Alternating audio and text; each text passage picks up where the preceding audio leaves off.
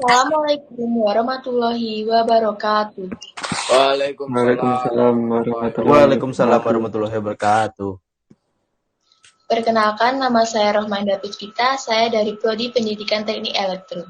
Di sini saya akan menjelaskan mengenai politik dan hukum tanah air dalam perspektif Islam. Untuk poin yang pertama, yaitu pengertian politik menurut Islam. Politik merupakan suatu kegiatan untuk mengatur sebuah negara yang dilaksanakan oleh pemerintah. Dilihat dari asal katanya, politik berasal dari bahasa Yunani, yaitu polis, yang memiliki arti kota, yang juga berarti merupakan kegiatan pemerintahan. Politik juga didefinisikan sebagai ilmu yang berkaitan dengan pemerintahan, yang mengatur dan mengawasi kehidupan rakyat dalam kehidupan bermasyarakat dalam suatu negara. Karena negara merupakan suatu wilayah yang digunakan sebagai tempat untuk melakukan kegiatan berpolitik.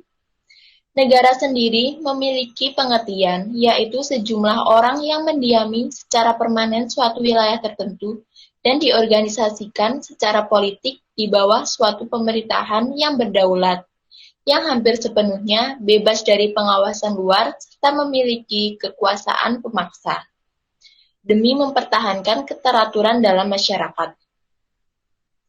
Pernyataan di atas menunjukkan bahwa negara sangat berperan aktif di dalam kegiatan politik untuk melakukan kebijakan-kebijakan yang digunakan untuk membuat hukuman yang dilaksanakan dalam masyarakat. Kegiatan berpolitik sendiri juga diatur di dalam ajaran agama Islam. Dapatlah kita mengatakan bahwa tata aturan Islam itu adalah tata aturan yang bersifat berpolitik dan bersifat agama. Hal itu adalah karena hakikat Islam melengkapi segi-segi kebendaan atau madijah dan segi-segi kejiwaan atau ruhijah, dan mencangkup segala amal insani dalam kehidupan duniawiyah dan ukhrawiyah.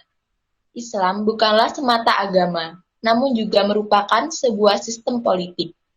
Meskipun pada dekade-dekade terakhir ada beberapa kalangan modernis yang berusaha memisahkan kedua sisi itu. Namun, seluruh gagasan pemikiran Islam dibangun di atas fundamen bahwa kedua sisi itu saling bergandengan dengan selaras dan tidak dapat dipisahkan satu sama lain. Dalam hadis Nabi sendiri, hadis Nabi Muhammad SAW yang digunakan sebagai dasar berpolitik. Hadis tersebut memiliki arti sebagai berikut. Telah bercerita kepadaku Muhammad bin Bashar. Telah bercerita kepada kami Muhammad bin Ja'far. Telah bercerita kepada kami Syubah dari surat Al-Qasas berkata, aku mendengar dia berkata, aku hidup mendampingi Abu Hurairah radhiyallahu anhu selama 5 tahun, dan aku mendengar dia bercerita dari Nabi SAW yang bersabda, Bani Israel, kehidupan mereka selalu didampingi oleh para nabi.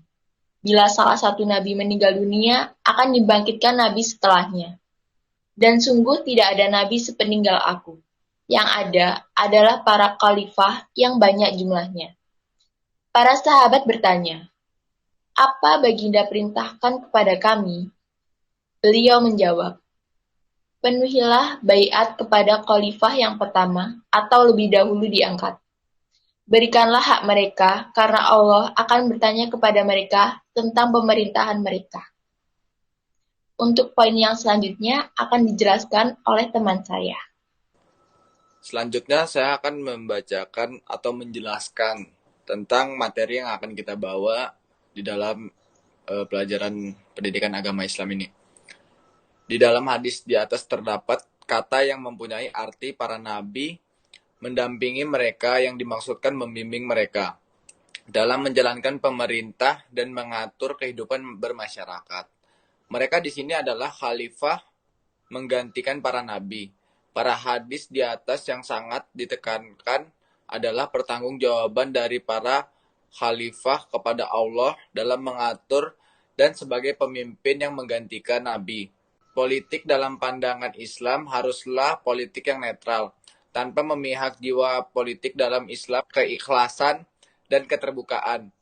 Sebab dengan cara ini, fungsi kontrol terhadap aktivitas pemerintah akan berfungsi secara maksimal. Politik di dalam Islam memiliki peranan yang sangat penting. Sebab karena melalui politik perdamaian ketentraman, keadilan dapat diwujudkan. Politik di dalam Islam mempunyai tujuan untuk menegakkan agama dan untuk mengatur kehidupan di dunia sebagai bekal di dalam kehidupan akhirat kelak. Di slide selanjutnya, tipologi relasi agama dan negara. Yang pertama, ketatanegaraan, tetapi terdapat seperangkat tata nilai etika bagi kehidupan bernegara. Selanjutnya mungkin bisa dibacakan oleh teman saya dan sekaligus penjelasannya. Nama saya Farhan Mirza Maulana dari PTE Offering A. Saya akan melanjutkan penjelasan yang dibacakan oleh teman saya Arki tadi. Di dalam ajaran agama Islam diajarkan cinta terhadap tanah air, yaitu sikap Rasulullah terhadap tanah kelahirannya, yaitu kota Makkah. Dari Abdullah bin Abbas RA, Rasulullah bersabda, "Sungguh engkau adalah bumi Allah yang paling baik. Alangkah besarnya cintaku padamu, kota Mekah. Kaulah bukan karena penduduknya mengusirku darimu, maka pasti aku tidak akan meninggalkanmu." Ayat Tirmizi. Rasa cinta tanah air juga dilakukan oleh Nabi Ibrahim AS yang tertuang dalam Quran Surah An-Nahl 123 yang berbunyi, "Summa ayahna ilaika anittabi millata Ibrahim hanifa wa ma kana minal musyrikin." Artinya, kemudian kami wahyukan kepadamu, Muhammad, ikutilah agama Ibrahim, seorang yang hanif, dan bukanlah dia termasuk orang-orang yang mempersekutukan Tuhan. Selanjutnya akan dijelaskan oleh teman saya. Perkenalkan, nama saya Satrio Aldi Prabowo dari Prodi Pendidikan Teknik Elektro.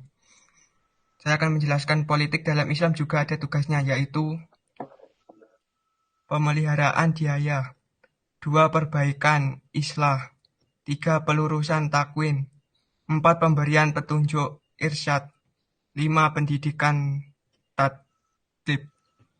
Next. Prinsip politik dalam Islam: syura musyawarah, 2 adil, 3 amanah, 4 persamaan atau musyawah, 5 ijma, kesepakatan.